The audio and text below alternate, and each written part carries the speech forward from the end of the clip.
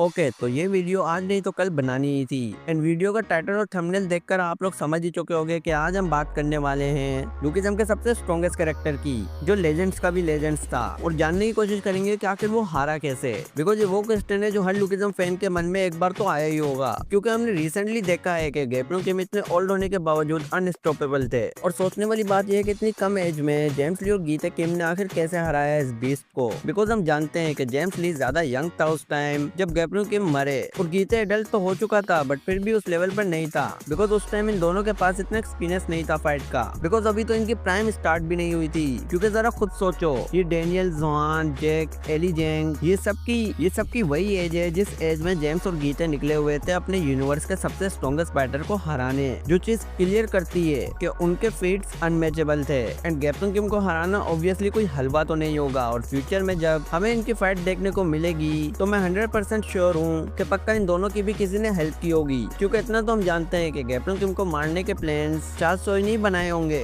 और वो pre generation में साथ ही था गैब्रियल किम की फेस गैंग में। तो बुड्ढा ये चीज बहुत अच्छे से जानता होगा कि गैब्रियल किम को कहाँ ट्रैप करना है। एंड इसीलिए तो फाइट में गीता को इंक्लूड करना जरूरी था, ताकि बैटल सिर्फ स्ट्रेंथ का नहीं बल्कि इमोशंस का भी हो। जहाँ गैब्रियल किम ये देखे कि उसका खुद का बेटा उसे मारने के लिए आया हुआ है, और वो एक बाप है जो भले गीते को उसी के वेपन से बहुत कुटाई करे लेकिन जान से मारने का कभी नहीं सोचेगा। और जितना हमें गैब्रियल किम के बारे में बताया गया है, हम जानते हैं कि वो दूसरों को प्रोटेक्ट करने के लिए फाइट करते थे। एंड इट मींस कि कभी भी उन्होंने किसी के अगेंस्ट किलिंग इंटेंट यूज नहीं की होगी। बट उनके लास्ट टाइम में उन्हें ये चीज पता चल गई होगी कि जेम्स और गीता उन्हें सिर्फ बीट नहीं करना चाहते बल्कि उनकी पक्की छुट्टी करना चाहते हैं। एंड इसे आप प्रिडिक्शन समझ सकते हो मेरी, पर 1 साल बाद या 2 साल बाद जब भी हमें इनकी फाइट दिखाई जाएगी फ्यूचर में, तो मैं गारंटी से कहता हूँ कि एंड में गैब्रियल किम का काम तमाम करने वाला उसी का बेटा गीते होगा। और जेम्स ली ने टक्कर दी होगी बैटल में, बट वो किलिंग इंटेंट जो हमें गीते में दिखती है वो किसी में भी नहीं होगी पूरे पीटीजे यूनिवर्स में। बिकॉज ये बंदा लिटरली आपकी आंखों में देखकर ये बता सकता है कि आपका जवाब क्या होगा।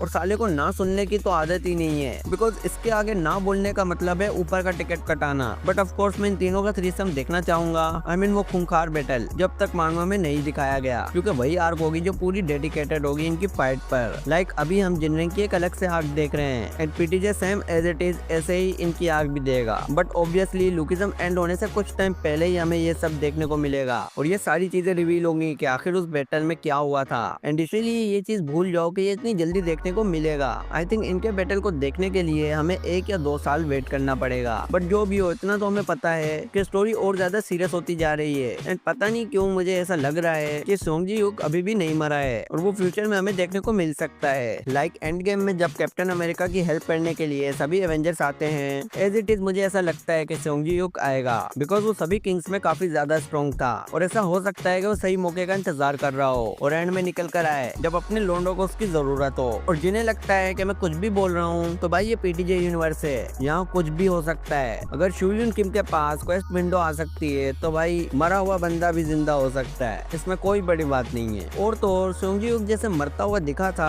वो बहुत डिप्रेसिंग एंड अनएक्सेप्टेबल था। ऐसा हो ही नहीं सकता कि वो बंदा ऐसे ही मारा जाए। एंड बिलीव मी गाइस, इसे भी आप प्रेडिक्शन की तरह ही ले लो, क्योंकि कहीं ना कहीं उम्मीद तो है कि वो आ सकता है। बिकॉज मानवा में स्टिल अभी भी कई लोगों को ऐसा नहीं लगता है कि सोंग जी ह्यूक मर चुका है। इसीलिए तो जगयोना ने तेसुमा को बेवकूफ बना दिया था, क्योंकि उसे पता था कि तेसुमा को उस चीज की उम्मीद है कि शायद सोंग जी ह्यूक अब भी मरा ना हो। तो खैर यही सब डिटेल्स जो मैंने आपसे शेयर करनी थी आज की वीडियो में, और आज के लिए इतना काफी है। बिकॉज ये दोनों इंपॉर्टेंट टॉपिक्स है, गैब्रियल किम और सोंग जी ह्यूक की मिस्ट्री डेथ को लेकर, जो ऑफ कोर्स आज नहीं तो कल हमें आईने की तरह साफ होते हुए दिखेंगे। तो चलो इसी के साथ आज की वीडियो को यहीं रैप अप करते हैं। और अगर वीडियो पसंद आई है तो लाइक करो, चैनल को सब्सक्राइब करो। मिलते हैं नेक्स्ट वीडियो में। Till then goodbye. टूटे थे कहने दो बातें हमारी वो सारी जो कहनी थी तुमसे सभी, बहने दो आंसू ये यादों में तेरी, क्यों ना सुनी किसी ने भी हमारी दास्तां।